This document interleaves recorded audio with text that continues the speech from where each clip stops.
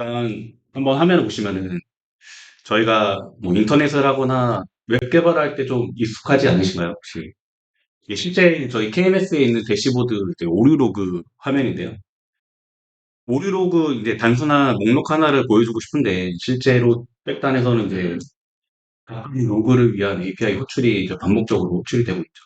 그래서 혹시 표 하나를 보여주고 싶은데 왜 이렇게 복잡하게 작동해야 하지? 이런 생각을 할 수 있는데, 이런 비효율적인 상황이 단순히 뭐 코드를 잘못 짰거나 설계가 잘못돼서 그런 걸까요? 뭐 물론 그럴 수도 있는데, 저는 이제 이게 약간 구조적인 문제라고 한번 말씀드려보고 싶습니다. 이 문제의 원인은 기존에 저희가 사용하는 RESTful API 방식에 있다고 생각합니다. 첫 번째로는 일단 데이터 언더 패칭이라고 하는 데이터 부족 현상인데요. 일단 한 화면을 위해서 이제 여러 번의 요청이 필요한 상황이죠. 아까 화면과 같이 아까 화면처럼 하나의 화면에서 이제 여러 가지 API가 호출이 된다거나 뭐 또 다른 예를 들자면은 뭐 유저 정보를 가져왔더니 유저가 작성한 글 정보가 없어서 또 글 정보를 요청하는 API를 한다든지 이런 과정에서 N번의 이제 요청이 발생하게 되고 이런 중복적인 요청 발생은 이제 왕복이 증가하기 때문에 당연히 그만큼 시간도 소요되고 느려진다고 말씀드릴 수 있습니다. 두 번째는 오버 패칭이라고 하는 데이터 과다 현상인데요. 예제 보시면은 일단 클라이언트 입장에서는 사용자의 뭐 이름 정도만 필요한데 불필요한 뭐 주소 정보라든지 회사 정보라든지 이런 필요 없는 정보들까지 전달이 되고 있는데 이러한 현상은 네트워크 비용의 증가로도 이어질 수 있고, 이거는 즉 특히 모바일 환경에서는 데이터 낭비라는 좀 치명적인 결과로 연결될 수 있습니다. 또 세 번째로는 제가 개발하면서 느낀 부분인데요. 닭이 먼저냐, 달걀이 먼저냐 이런 문제인데, 프론트엔드 개발자 입장에서는 화면에 필요한 API를 좀 더 호출을 줄여보고자 특정 API에 필드를 추가해줘, 데이터 추가해줘 이렇게 요청할 수 있는데, 백엔드 입장에서는 뭐 API 구조를 바꿔야 되고 또 어, 문제들도 있고 이렇기 때문에 서로가 이제 기다려야 되는 상황이나 설득하고 뭐 합의로 도출해내는 과정 자체가 커뮤니케이션의 비용을 발생시킨다고 생각합니다. 그래서 어, 주는 대로 받는 게 아니라 뭐 우리가 원하는 대로 받을 수 있지 않을까? 혹은 뭐 백엔드 개발자가 기다리지 않고 프론트엔드 개발자가 주도적으로 데이터를 받아오는 방법 없을까?라는 질문에 이제 대답으로 등장한 게 그래프 QL입니다. 그래프 QL은 페이스북을 개발한 메타사에서 만든 기술이고 말 그대로 API를 위한 쿼리 언어라고 말씀드릴 수 있습니다.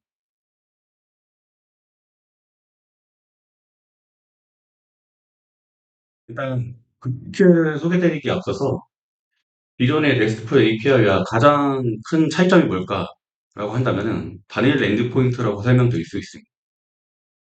기존의 RESTful API 같은 경우는 어, 목적이나 리소스에 따라서 주소나 메서드를 통해서 구분이 되어 있는데요. 이러한 다중 엔드포인트와 고정된 응답 구조에 비해서 GraphQL 같은 경우는 포스트 기반의 GraphQL이라고 하는 단위 주소로 모든 요청을 해결하고 있습니다. 창구가 하나로 통일되어 있기 때문에 관리가 쉬워지고 클라이언트 입장에서는 여러 가지 주소를 외울 필요가 없어지죠. 오늘은 GraphQL이 어떻게 작동하는지 어, 세 가지에 대해서 설명드리려고 합니다. 첫 번째로는 스키마가 있고요. 두 번째로는 오퍼레이션, 세 번째로는 리졸버가 있습니다. 이제 이 각각 세 가지가 어떤 역할을 하는지 간략한 예제로 보여드리도록 하겠습니다. 일단 스키마는 쉽게 말해서 API의 메뉴판이라고 소개드릴 수 있습니다. 그래서 데이터의 형태를 정의하고 그 데이터가 가지고 있는 필드들을 정의할 수 있고요. 그리고 또 쿼리라든지 뮤테이션 같은 데이터의 조회라든지 조작 같은 API를 이제 정의하고 그리고 거기에 이제 타입 시스템을 통해서 어떤 필드가 어떤 타입이고 그리고 검증 같은 리턴 타입이라든지 널러블 같은 것들을 명시해서 개발 단계에서 이제 오류를 방지할 수 있습니다. 어떻게 보면 좀 프론트엔드와 어, 서버 간에 이제 어떤 법적 효력이 있는 계약서라고 표현할 수 있겠죠. 그래서 이제 스키마를 통해서 프론트엔드 개발자는 이제 이 스키마만 보고서 내가 필요한 데이터를 원하는 대로 가져갈 수 있다고 말씀드릴 수 있습니다. 그리고 이 스키마가 가지고 있는 강력한 장점이 하나 있는데요. 바로 이제 별도의 문서화가 필요 없다는 점. 보통 저희가 이제 API를 개발하고 나면은 엑셀이나 뭐 위키 같은 형태로 문서로 따로 정리를 하죠. 그리고 이런 문서 정리 같은 경우는 뭐 코드가 변경되고 난 뒤에 업데이트가 안 되면은 또 제대로 작동하지 않는다거나 하는 문제가 있는데요. 혹은 뭐 스웨거라든지 뭐 오픈 API 같은 이제 별도의 문서 관리 도구 같은 것들을 개발을 따로 해줘야 되는데 그래프QL 같은 경우는 이제 코드 자체가 곧 스키마고 스키마 자체가 곧 문서라고 말씀드릴 수 있습니다. 그래서 코드가 변경이 되면은 스키마도 자동으로 업데이트 되기 때문에 문서는 이제 좀 더 부가적인 작업이 줄어든다고 말씀드릴 수 있습니다.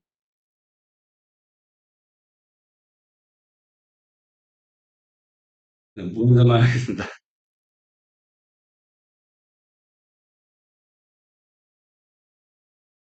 다음은 이제 오퍼레이션인데요. 오퍼레이션 같은 거는 클라이언트의 주문서라고 설명드릴 수 있습니다.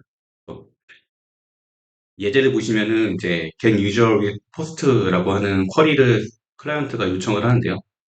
이제 유저는 아이디가 1인 유저를 선택을 했고, 그리고 네임과 유저가 작성한 이제 포스트 목록, 이 포스트 목록에서도 아이디와 타이틀이라는 필드만 선택해서 이제 했는데요. 결과를 보시면은 유저에서도 위 요청한 쿼리대로 네임과 그리고 포스트의 아이디, 타이틀드만 이제 응답받은 거를 보실 수 있습니다. 이와 같이 어, 중첩해서 요청할 수 있고 또 클라이언트가 필요한 필드만 선택해서 요청할 수 있기 때문에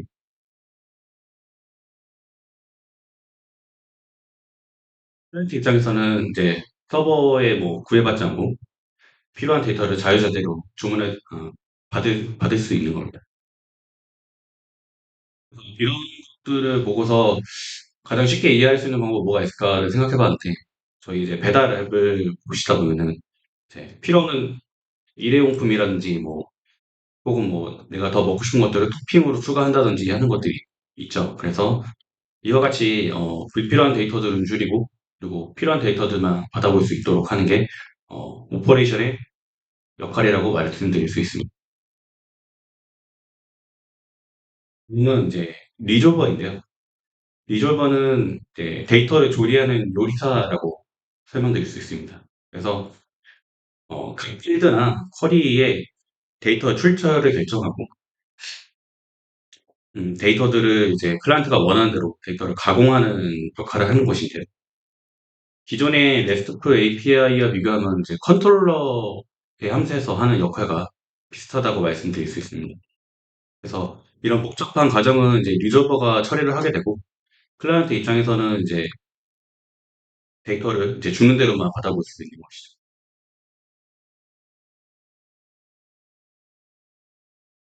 그래서 이제 지금까지 이제 세 가지 이제 역할에 대해서 이제 설명드렸는데요.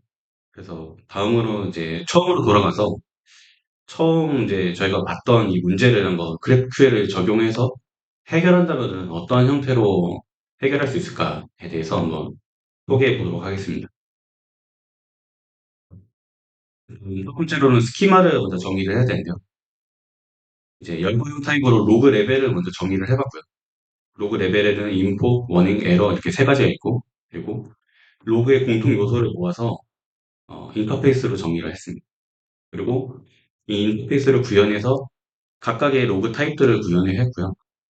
마지막에 이제 점점점 같은 경우는 각 로그가 가지고 있는 이제 고유의 데이터라고 생각하시면 될 것 같습니다.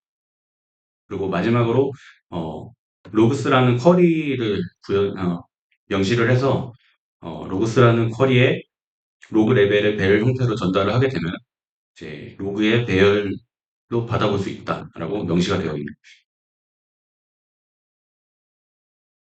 그리고 이제 클라이언트에서 이제 요청하는 쿼리를 한번 구현해 봤는데요.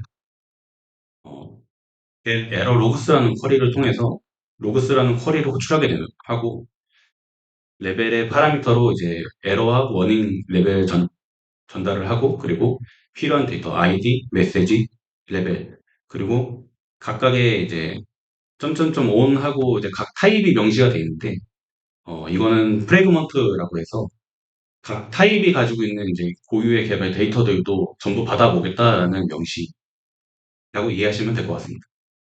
그래서 해당 이제 쿼리를 이제 클라이언트가 요청하게 되면은 앞서 이제 6개의 쿼리를 API를 호출해야 되는 문제를 단 한 번의 API 호출로 에러 로그, 에러 레벨과 워닝 레벨의 로그를 하나의 배열로 받아볼 수 있게 구현할 수 있습니다.